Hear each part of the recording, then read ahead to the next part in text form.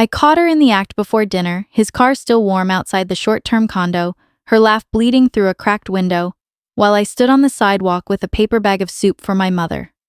I didn't knock. I walked away, let the cold sit in my chest until the reservation time. At the crowded restaurant, she arrived glowing, and when I said we needed to talk, she raised her voice so the room could hear. She read my paycheck off a folded stub I'd left in my wallet like it was a joke on the specials board, line by line, tip included, then smirked at the coat I wore, the shoes I'd resoled myself. Forks paused, strangers stared. She called me small. I chewed and swallowed and counted my breaths the way nurses taught me in ICU halls. Under the table, my thumb rubbed a brass key on a cheap ring, the same key that opened a locker with files her father once asked me to notarize when nobody else would bother. I said nothing, paid the bill, and left her with the remains of a dessert she ordered for show. By dawn, I had placed 2 calls and signed 1 form. By noon, her father stood in my driveway gripping a cap with both hands, asking me to stop what I had started at the clerk's office. She thought it was theater until the sheriff arrived with numbers and seals. When quiet was all I had. I used to think the little cracks in our life were just the wear and tear of marriage, the kind that everyone carried in silence, but looking back, they were warnings I chose to ignore. I remembered the first time she came home late from her office, saying the meeting had run long, her hair pinned differently than when she left that morning. I noticed the faint trace of cologne that wasn't mine, the unfamiliar brand of cigarettes that lingered on her jacket sleeve. But I convinced myself it was just the crowded elevator or the smell of the city. At night, when I sat on the edge of the bed, counting bills and writing checks for my mother's medication, she scrolled on her phone, the blue light carving her face into someone I barely recognized. I thought she was tired. I thought the distance between us was work stress or the pressure of being the one who carried her family's pride. My days were filled with routines that seemed invisible to her, waking before dawn to help my mother shower, heating oatmeal. She often pushed away walking to the bus stop with aching knees just to make sure she reached her clinic appointment on time, then racing to my job where I clocked in by the minute. The brass key never left my pocket. It belonged to a storage locker I rented years ago where I kept things that mattered to me more than money: old pay stubs, copies of tax receipts, documents her father had once trusted me to file for him when his hands shook too badly from whiskey. I never thought that key would matter. I never thought the folder inside could one day shift the balance. What gnawed at me most were not the nights she stayed out claiming work dinners, but the small humiliations that slipped under my skin, the way she corrected the way I pronounced a word in front of her friends, the laugh she used that sounded rehearsed, the glance at my shoes whenever we walked into a room full of people who made more money than I did. She began to host little gatherings at our house, pouring wine I had never heard of, arranging cheese boards while I sat in the kitchen corner finishing my mother's insurance forms. They called her radiant, said she had outgrown our neighborhood while I was the man who carried the coats upstairs.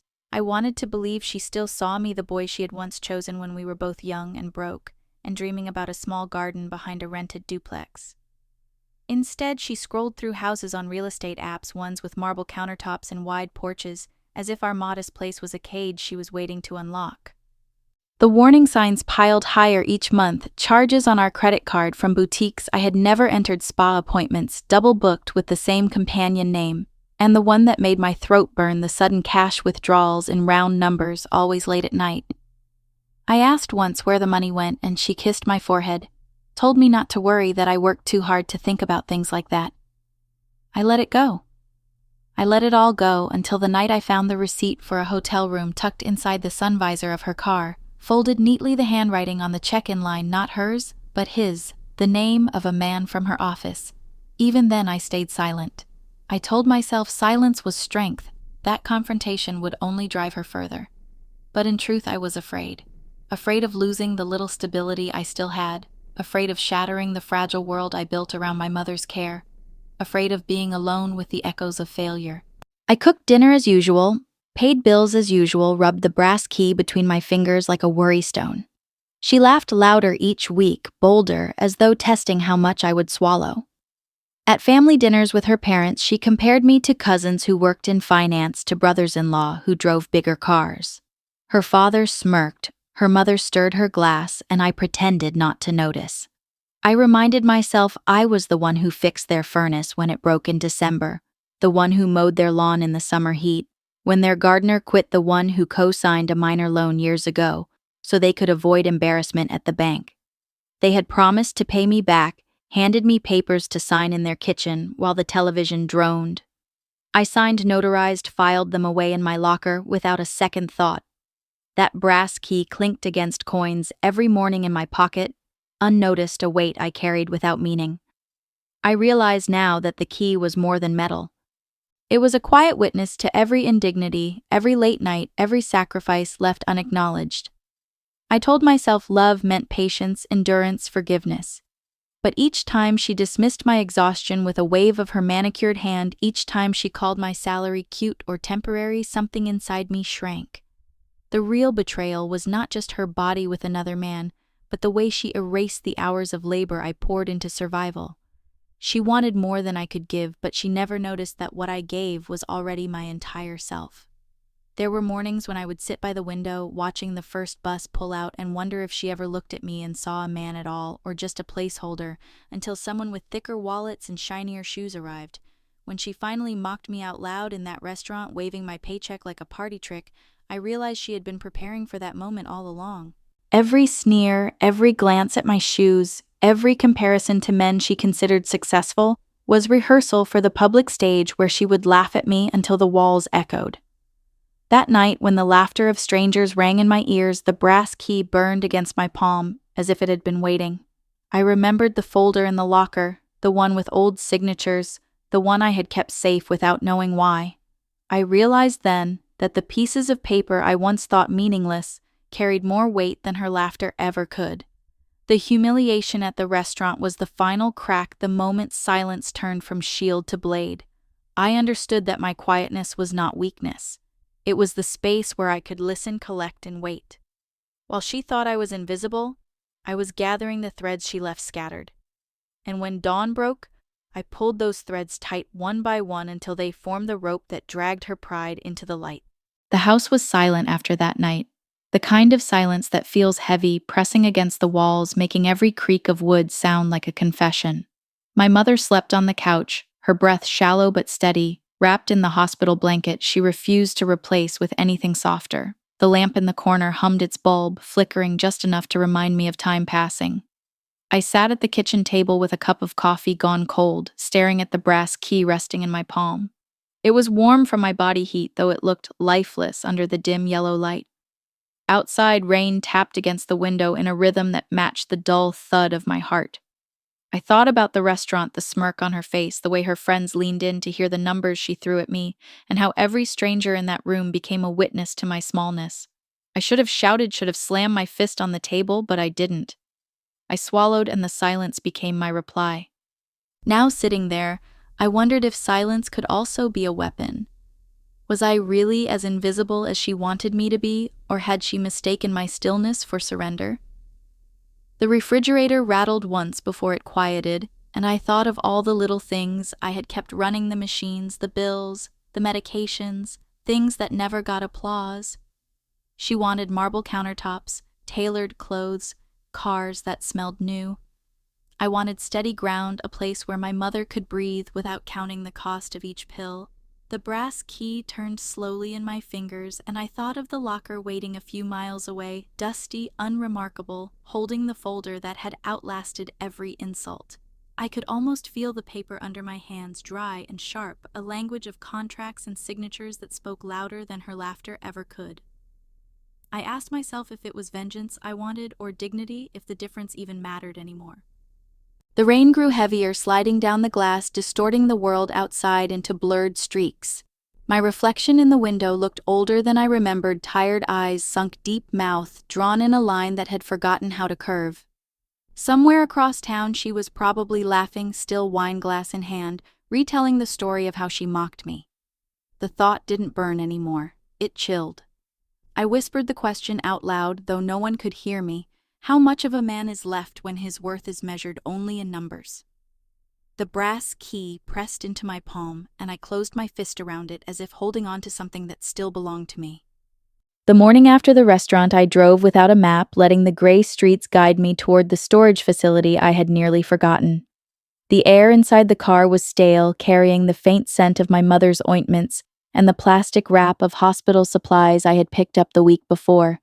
My hands gripped the wheel loosely, the brass key resting on the console, catching light as the sun broke through the thinning rain.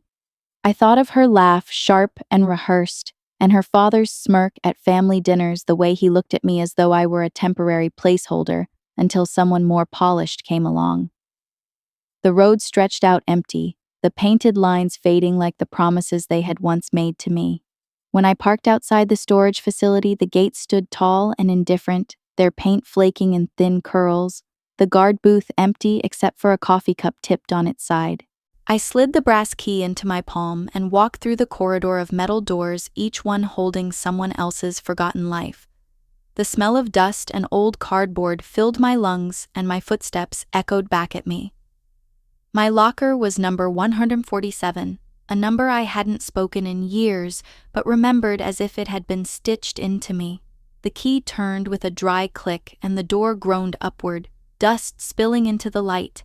Inside were boxes I had stacked neatly years ago, faded photo albums, a broken lamp I once swore I would fix, receipts folded into envelopes, and at the bottom, a slim black folder bound with a rubber band stretched almost to snapping. I knelt on the cold concrete and pulled it free, brushing away a layer of dust that clung to the cover. Inside were the documents I had signed with her father, back when he begged me to help him avoid embarrassment at the bank. Property records, loan agreements, tax receipts, all carefully notarized, every signature pressed deep into the page by hands that trembled with age and liquor. I had never read them in full, only skimmed the parts he pointed out while his wife clattered dishes in the kitchen. Now, under the dim fluorescent buzz of the storage hallway, I read them line by line, the words tightening around me like ropes. The house they bragged about, the duplex they flaunted at holiday dinners, was bound to conditions they had never met. They owed not in whispers or hidden shame, but in legal ink that any clerk could see. My silence had not been weakness. It had been patience, and patience had teeth. As I flipped through the pages, I saw my name scrawled in margins, initials I had forgotten, each one binding me not as victim but as witness. I thought of the restaurant again, the way she laughed at my paycheck, and I realized she had no idea that my paycheck was not the only number that mattered. Her mockery had been a spark, but the fire had been waiting all along, smoldering in a metal box behind door 147. I closed the folder and felt a steadiness rise in me. Not rage, not hysteria, but something colder, sharper, like a blade honed over years of disregard. I slid the folder into a bag, locked the unit again, and pocketed the brass key, its teeth pressing lines into my thigh as I walked back to the car. At home, I spread the documents across the kitchen table, pushing aside the cold coffee and unpaid bills. My mother stirred on the couch, coughed once, then settled back into sleep. I whispered to myself, though the house was empty of anyone who would listen, that I would not shout, I would not break dishes or slam doors. I would let the paper speak. I dialed the county clerk's office, my voice calm, asking about auction schedules, tax liens, the process of bringing old debts into light. The woman on the other end spoke in a flat tone, giving me dates and steps, her words dry and bureaucratic, but to me they sounded like a hymn. I took notes, my pen scratching steadily, each stroke of ink a counterweight to the laughter that had humiliated me. I researched late into the night, the glow of the computer painting my face pale blue, the folder open beside me. Every detail fit into place like bricks stacking higher, forming a wall no insult could topple. When I called her father's old lender, I used the reference numbers from the documents, and the man on the line confirmed in a weary voice what I already suspected: they had missed payments, filed extensions, buried debts under fresh loans. I hung up and sat still, the brass key warm in my fist, the house quiet except for the ticking of the old clock on the wall. For years, they had dressed their pride in polished shoes and silk ties, while I carried their weight in silence.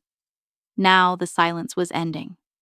I could already imagine the sheriff at their door, papers in hand, the same way she had waved my paycheck in front of strangers. But this time, the numbers would be theirs, the shame theirs, the collapse public and undeniable. I did not feel joy. I did not feel triumph. What I felt was release, as though the years of swallowing humiliation were finally exhaled into the night air. I leaned back in the chair, the brass key dangling from my fingers, and asked myself quietly what it meant to win. Was it revenge, or was it the righting of scales? I did not know yet. But I knew the mask had cracked, not mine, but theirs. And I knew that when the auctioneer's voice rang out in the courthouse square, the echo would not be my shame this time, it would be theirs. The courthouse lawn smelled of damp grass and cigarette smoke when I arrived before sunrise, the brass key cold in my pocket, as if it knew the weight of what was coming. Men in heavy coats leaned against truck hoods, women clutched clipboards with parcel numbers, and the auctioneer's assistants shuffled stacks of papers under the weak glow of street lamps. I stood at the edge unnoticed, my breath rising in the cold air. Her parents arrived late, their polished shoes sinking into the mud, their voices tight with disbelief as they recognized their address printed bold on the list. Her father's face paled, his lips forming words I could not hear, and her mother clutched her handbag as if it could shield her from the crowd's eyes. The auctioneer cleared his throat, read the first item, and the chant of numbers began.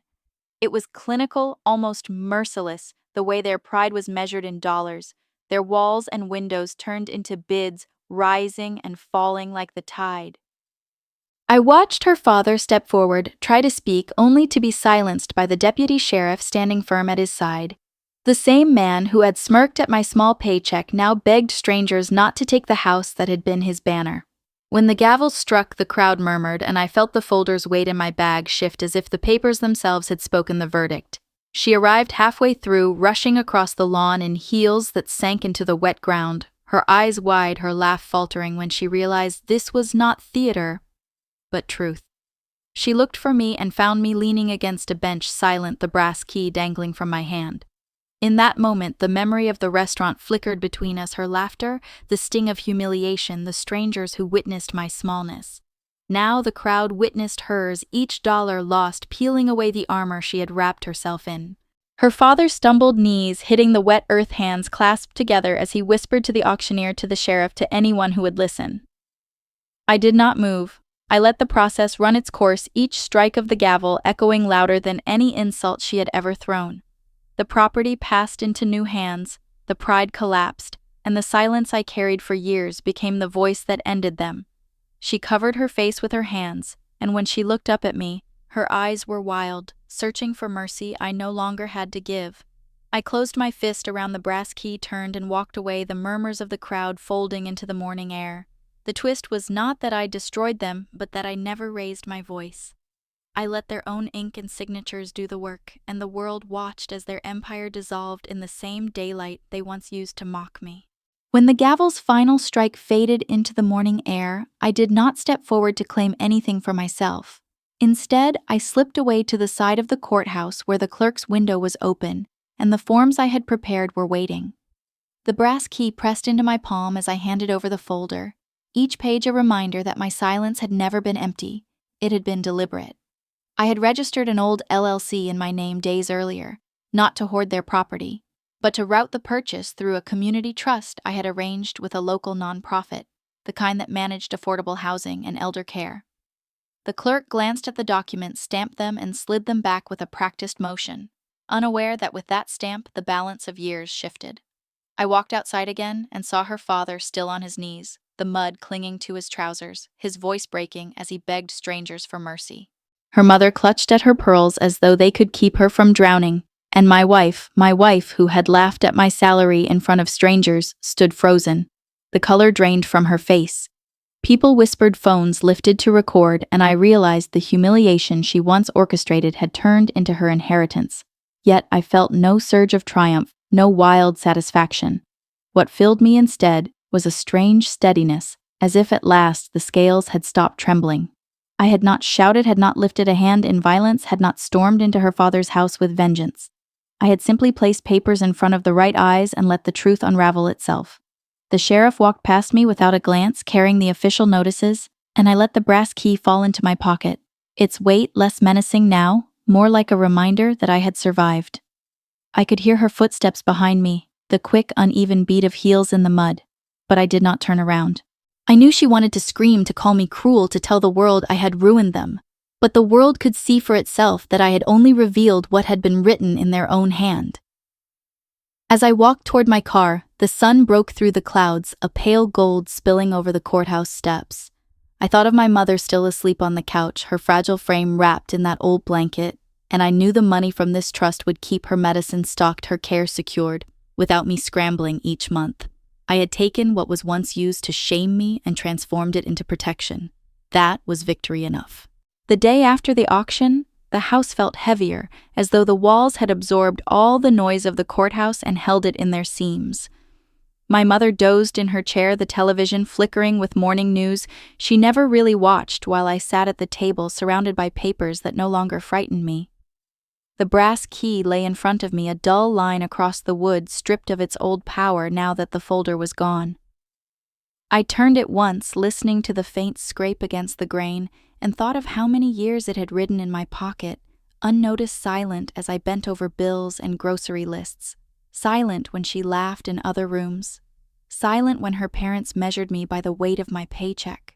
That silence had been my armor, but it had also been my witness. Now it was empty, just metal with no secrets left inside.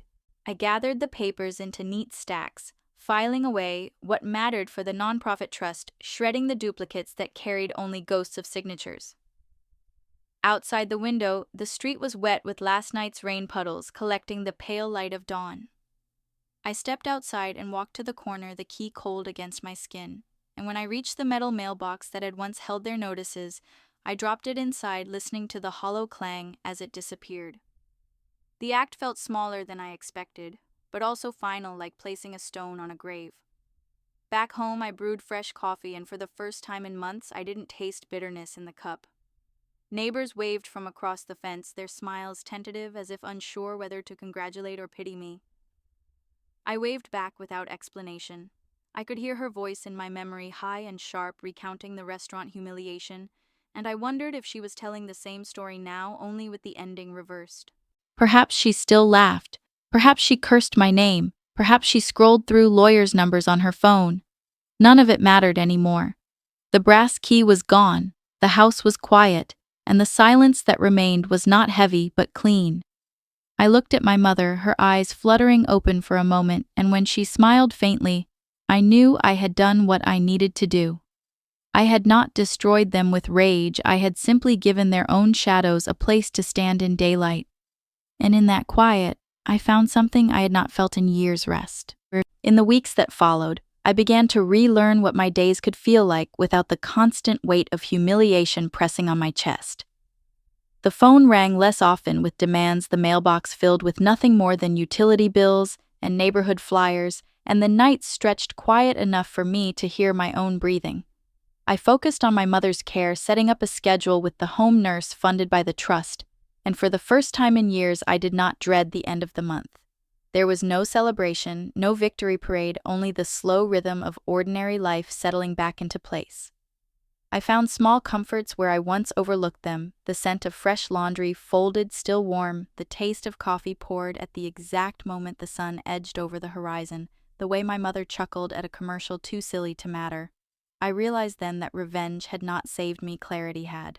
I had taken what was hidden, what they thought would remain buried, and laid it bare without raising my voice.